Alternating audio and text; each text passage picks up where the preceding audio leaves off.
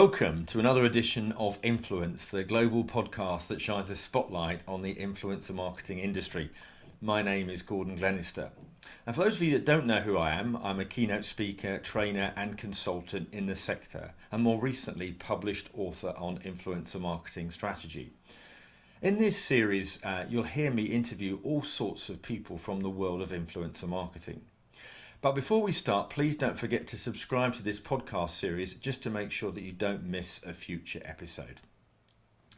Now, super excited today because I'm going to be talking with the oh so stylish fashion and fitness content creator Rowan Row, who has over 1.4 million followers on Instagram and a further 1.5 million on YouTube.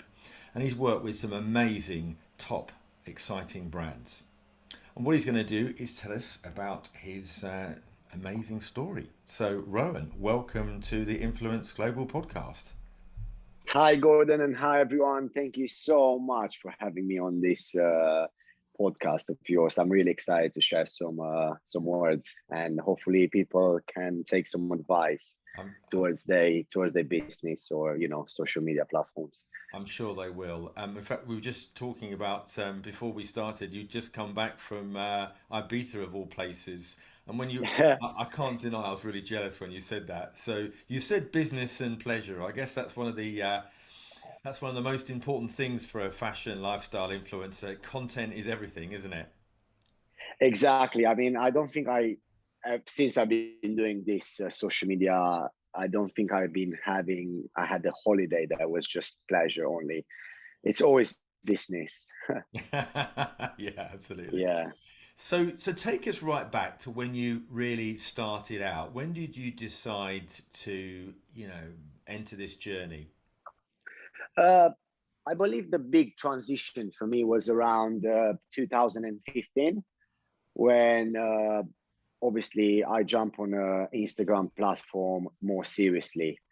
Before that, I was on Facebook as well, which I was still pushing it quite serious. But since I started Instagram, everything became more serious. And at the time, it was the transition between my fitness and towards the fashion as well. So long story short, the way I started, I was posting a lot of fitness content. I was doing a lot of like fitness, competitions and stuff. I had my success there, and then at some point, I just wanted to kind of offer something else to the audience rather than just fitness. So I wanted to create that, that gentleman that looks good in a suit, but at the same time looks good on a beach in a shorts and is not too massive. So I just wanted to look, pleasant. Let's put it like that. And I've seen a few pages out there back in 2015, and I got quite inspired from these certain individuals with the aesthetic of the page. The pages that wasn't necessary into fashion or fitness. They were just a page could be like food, or one guy can be architecture or stuff like that. But I just like the look of the page, the cleanness of the images, the whole aesthetic of the page. Like I was really, really paying attention to each detail. So I kind of wanted to, I was teaching myself by watching all these guys, and I wanted to create a page, a similar page, but obviously totally different subject. So that's why I kind of brought some fashion to my fitness, and then I purchased a camera, and then I also purchased a tripod, and I was just going outside my house after my working hours or before my working hours to take pictures and creating as much content that I can to inspire guys how to dress and how to stay in shape and all this. So that's why I remember saying this to you. That's where consistency beats talent. So especially these days, there's so many content creators out there, but and there's so many talented ones. But if you don't keep the consistency, someone else will take your place in no time. So since I started like posting a lot of like fashion images of my outfits, I was aiming to post at least one look a day. So I wanted to be like, okay, with 7 days a week, I wanted 7 looks this week and post at least once a day. And then was actually I was so I was so into it that I had days when I was posting 3 times a day, stuff like that. Really? And I Right. realized after a Was that while, the well, hold beginning? on, yes, I realized after a while, yeah, I realized after a while, hold on a second, I'm doing too many posts because back then it was a different algorithm, it was a different engagement and stuff. It's not like now, because now obviously, as I say, so many people on a platform, you can get a little bit, too busy. So back then there wasn't as many people. So I was like, okay, cool. Like these people really, really love my content and they keep looking forward to see the next one, the next one, the next one. So I was like proper into it. And then after a while, I was doing this just for a hobby. I didn't know you could make this a career from it. I didn't know you could make a business from it. So I had a few messages from several brands asking me like to wear their clothes or to use their products, and they wanted to pay me as well. And in my head I was like, well, hold on, you want me to use your product and you want to pay me as well. And it was just, for me, it was something like, ridiculous. Like I can't believe like someone wants to pay me to take pictures in their products. And but then after a while I realized, well, hold on, because it's work for me as well, and I don't realize this. And then when I met more people in the industry, they kind of explained me how it works. And then I realized, I was like, oh my god, my hobby actually goes towards a full-time business, because I got to a point to make more income from this than my previous job. That was the point that I basically left my previous job, and I jumped on a platform on a full-time. Yeah. But then I think it was end of 2016, beginning of 16, I think, something like that, my Instagram got hacked. So I woke up. Yeah, it was oh god, it was worse. It was worse. So I woke up the next morning. I was like, oh my god, I have no Instagram. And then these people hacked me, and then I did everything possible to get my account back. But unfortunately, I couldn't. So I just took a few days off, thinking of myself what I'm gonna do, because I actually quit my job 2 weeks ago. And What were you doing now I'm before, not. actually, Rowan? What were you doing? What was your previous Uh, job? I was working as a dancer in theaters. You was working as a dancer? In theaters, yeah, yeah, Were you? yeah. I was working as a dancer, which I loved. That I had an incredible six years in UK, touring around different companies and stuff. But I kind of got to the point that I was like, okay, cool. I have my own business now. It's not like I hate the job. I love that, but it's just different when you just do work for yourself, or you create a team to work with you as well, Of course. your own team. So yeah, and I was like, oh my god, I have no Instagram, I have no job, so what am I going to do now? And I always say in life, you can either become a victim or you find a way out. And I said to myself, come on, man, I'm never a quitter, especially for coming from an athletic background from a young kid. I was like, no, I can't quit. No, I can't. I need to find a way. So what I did, I took a job. As a personal trainer. And on the sides of my clients, when I had time, I started taking pictures again for my new Instagram page. And then luckily my Instagram, the new page I created, people from around the world, they still recognize me, and especially from the UK as well. And then I start getting the followers I had before quickly, very back on my new platform. And then in no time, basically in the first 6 months, I had to leave the personal training job because I started making again an income. The followers wasn't at the same number; it was much lower. But in time, they kind of got bigger than I used to be before. So yeah, but for the audience that's listening now, the account before was on 200,000 followers, and then this one I kind of reached the 200,000 in probably, I'd say, just up to a year. Wow. Incredible. Back then, yeah. So we went quite high quickly, and then yeah. After that, obviously, I secured my Instagram became more serious. Through the years. Back in 2015, 16 wasn't as big as it's now. So the security level now is much more higher, and it's not. So I learned some tricks as well, how not to be hacked and stuff like that, and which is all good. But Yeah, that's the story of the Instagram. Of the Instagram, because your Yeah. background, of course, you're not. We were when we met up a little while ago. You're originally from Romania, aren't you? But you moved over here. Originally, yeah. Yeah, Yeah, I was born in Romania and I moved to UK probably about 12 years ago. yeah, yeah. And you moved over for a career reasons, or was it you Uh, just wanted a different life? well, it's a bit of both, to be honest, because I think I love UK. It's a great country. It's in terms of opportunities, possibilities, especially for youngsters to start here. Obviously, it's not going to be easy, but definitely if you work hard and if you're a passionate person and if you Mm, know what you want in life, there's no way you can make it, no. because there's countries out there. It's really, really, really difficult with the whole government and everything. It don't offer much to the young community to push it.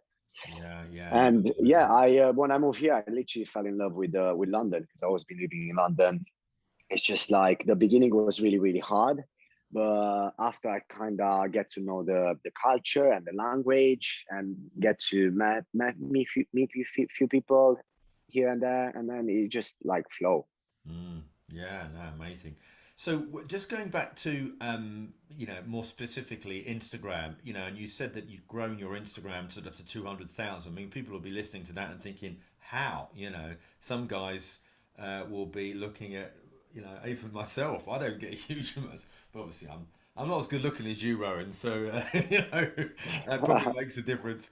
But but trying to get that follower growth up quickly isn't easy, and I think there's a lot of people out there that think, oh well, it's going to grow, and they then get disillusioned because it doesn't happen. And we said consistency is king, but then probably quality content and using the right hashtags and being seen on the explore page is also very important.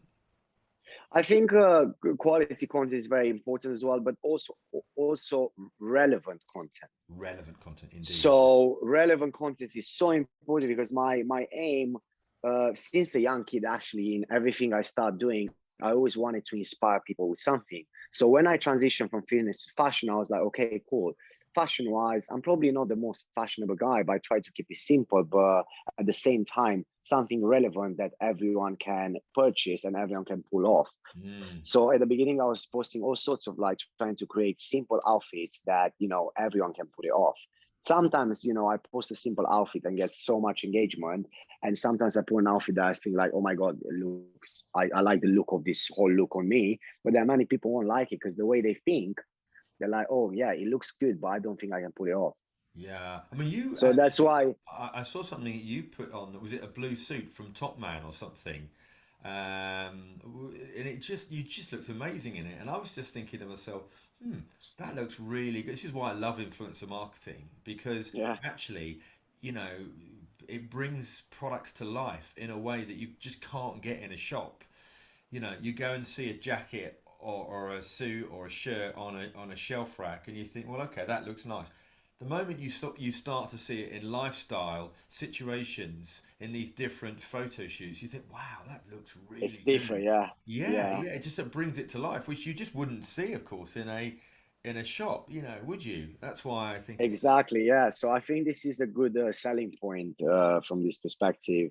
And the world is going towards something more realistic and organic when you see on influencers wearing it rather than seeing just shop. Okay, cool. I'm going to buy this suit, but then I'm going to buy this suit, but I want to see how it looks on on my favorite influencer or something like that. Of course, and when you talk about YouTube, of course, or even Reels, it's bringing it to life as well. It's not just a Yeah, static; it's walking with it. It's being out and about in Ibiza or of all places, and you think exactly. that could be me. That could be me, and that's what I think is super. The world is changing. Yeah, so quick. Yeah. So let's talk about some of the brands then. What brands have you worked with, and how does a typical brand collaboration work for you? I work with all sorts of brands, but obviously, recently myself and my team, which my team is just myself and my assistant.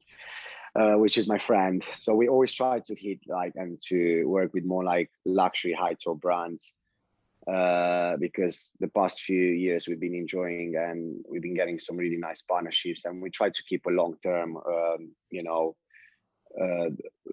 ongoing partnership with these brands, not just one off.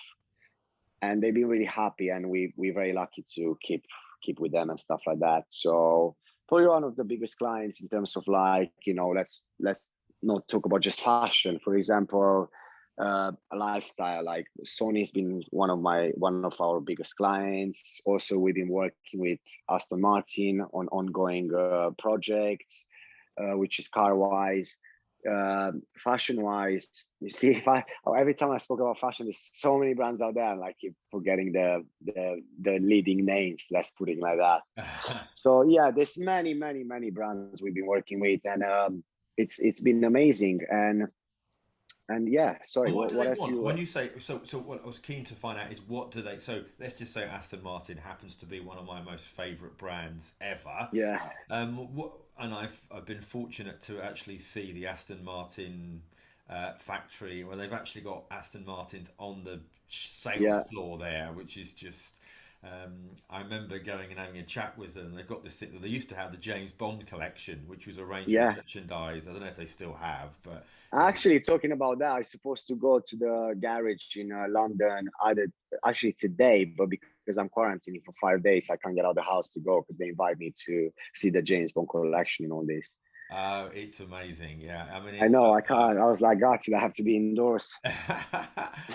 But just on that then, so they would have approached you, or would it be through an So, agency, or how? so the way it works, I think they approached me back a few years ago, and since then we always been doing some sort of partnerships that they release a new model of a car, and then they send it to you to test drive it to see how you find it, and then obviously I my audience is mainly male, so male love cars, like probably 85 to 90% of my audience is guys, and then which is good in my favor because I get a lot of business from these brands, because Absolutely. especially male all guys, they love watches and cars, so it's amazing. So with them, like every time they release a model or they want to push a model, they just send you to test drive it, and then I will always look for a really nice, classic car or luxury car to pair for example, my outfits with.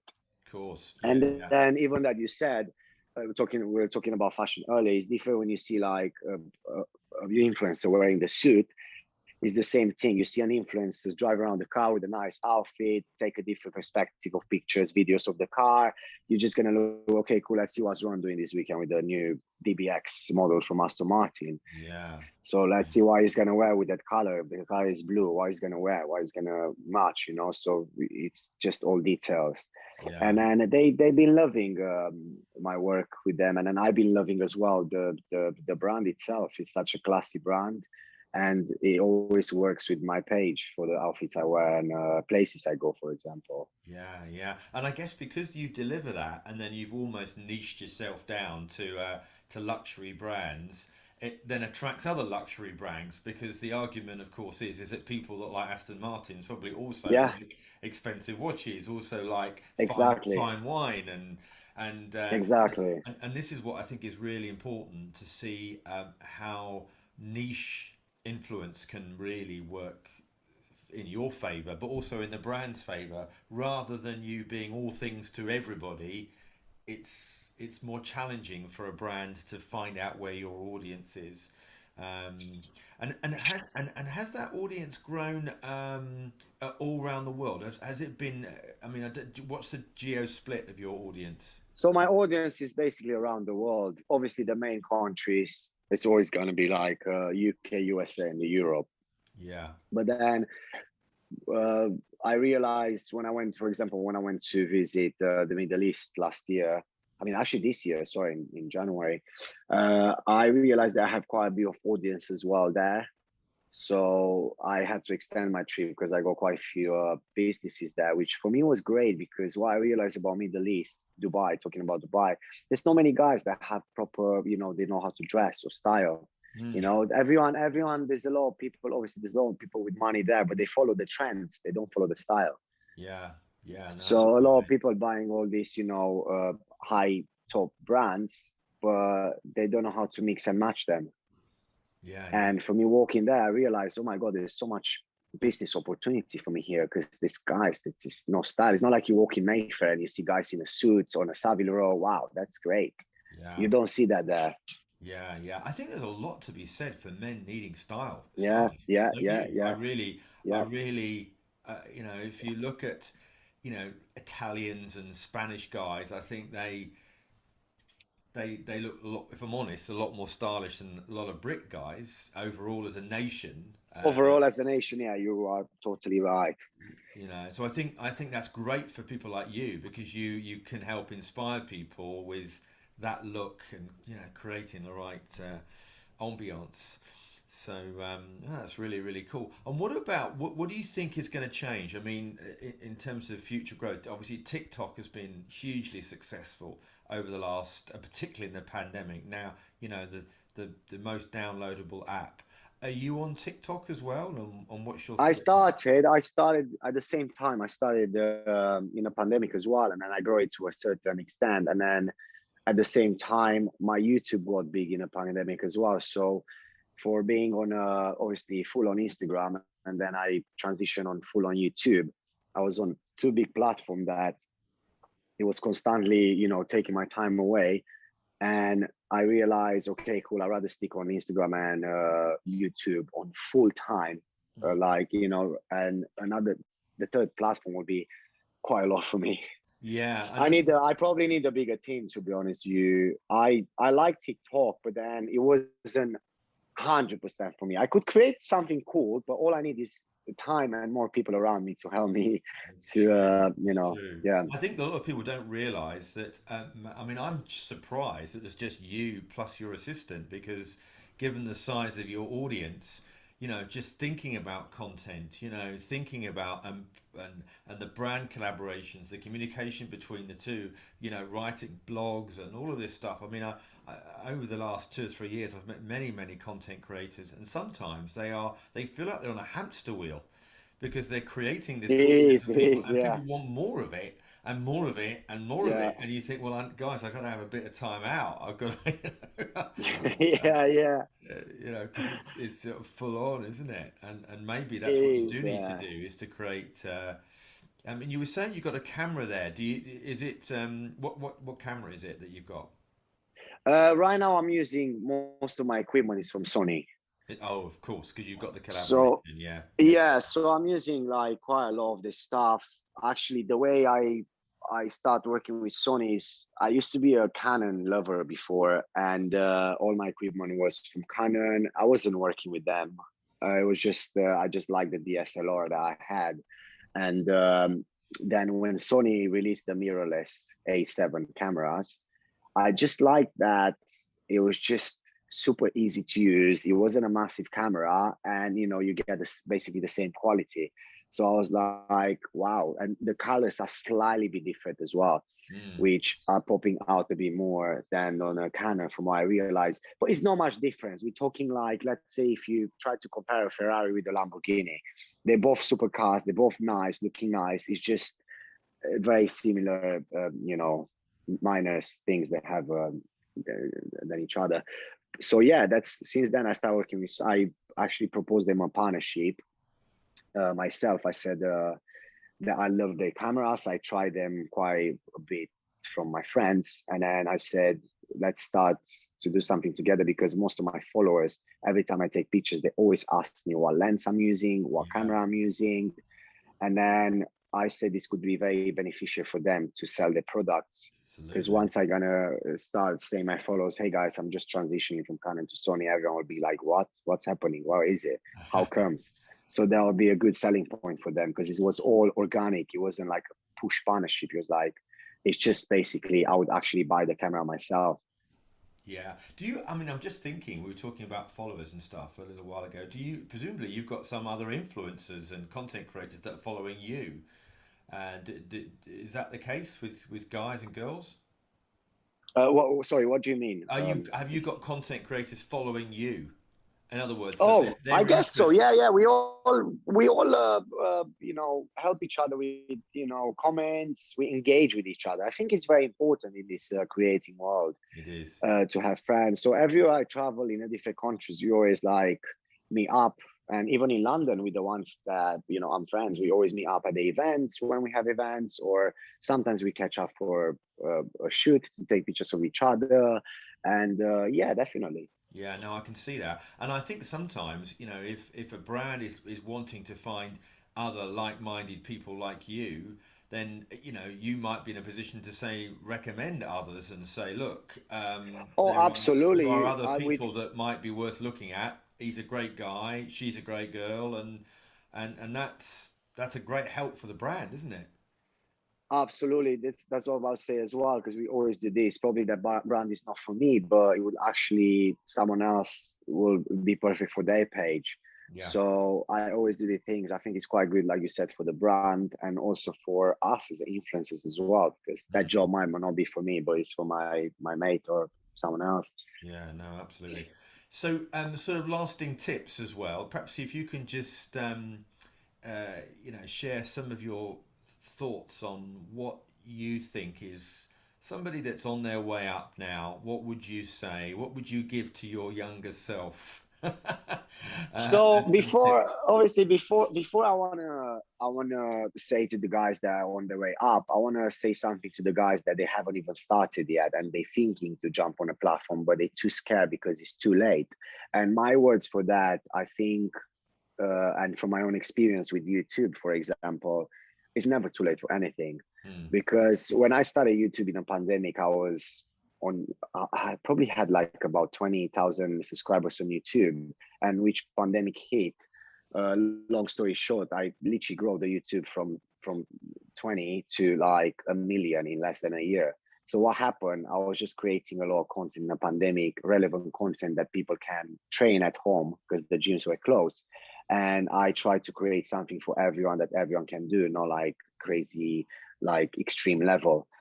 So just workouts at home, and then that's why my YouTube exploded. So I always want to say to people, if you have any idea at all, and you want to jump on a platform to share your idea with the world, just do it. Don't listen to your, you know, Karen or John or whatever is going to tell you, oh, I think you're wasting your time here. No, just try. There's nothing to lose, Yeah, you're because right. you never know where that idea can take you. If you Yeah. have an idea or a vision, just go for it. Well, probably won't be like a successful idea, but at least you try it and you And go for it. I was going to say some of the best content creators, if you ask them what their first video was like in comparison to what their videos are like now, there's like a country mile of difference, isn't there? Absolutely.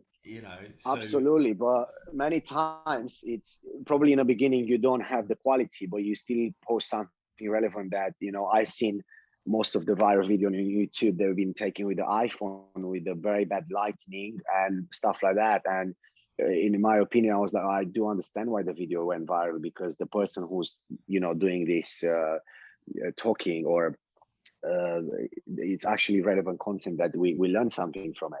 of So course. that's why it went viral. And obviously, that person in time, it becomes a master. The more you do it, the better you are. Yeah, oh, absolutely. Super. All right. Well, look, it's been an absolute pleasure talking to you today, Rowan, and I wish you all the success in your future. And I'll look out for those Aston Martin videos and pictures, and we'll have to go to an event together. I think it'll be Yeah, really yeah. fun. We're sure we're gonna be there at some point, and especially now that the world is starting to get back to normal. More events, more brands are doing like it's great. Yeah, yeah. Thanks ever so much. Thank you so much, Gordon. Have a lovely day, and thank you everyone for listening. So that's it for another edition of Influence. Don't forget to subscribe to the show and give me your feedback, Gordon at gordonglenister.com, or you can follow me on LinkedIn, Facebook, Instagram, or Twitter, where you can also ask me a question. And if you're able to give us a 5-star review, that really does help us immensely. If you want to help in creating an influencer marketing strategy, or you want to join my influencer marketing roundtable event, please head over to my website, gordonglenister.com. Thanks as always to my producer Neil Whiteside from Freedom One, and until next time, from me, Gordon Glenister, it's bye for now.